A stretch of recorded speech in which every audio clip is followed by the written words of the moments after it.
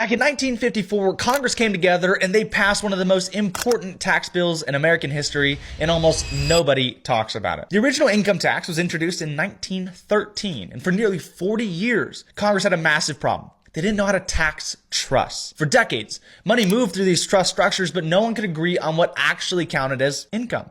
There was no clear rule, no consistent framework. So in 1954, Congress came together and they stepped back in. They passed what we now call Subchapter J of the tax code. On the surface, it looks boring. It's just the section that talks about trusts. But buried inside of Subchapter J was a quiet admission. Congress admitted they couldn't define income inside of irrevocable trusts on their own. So instead of forcing a federal definition, they made a different choice. They said, hey, we're just going to follow fiduciary law. In plain terms, it means the rules of the trust and the law of the state come first. The federal government comes second. That single decision changed everything. Because now, trust income wasn't being defined by politicians or federal agencies. It was being defined by the fiduciary of the trust, the trustee. And Congress understood exactly what they were doing. They understood trusts because they used them. They were trustees of family trusts and estate trusts, long-term structures designed for generations. This wasn't about breaking the law. It was about writing the law around their fiduciary structures. That's why this history makes people uncomfortable, because most people were taught that the IRS decides everything.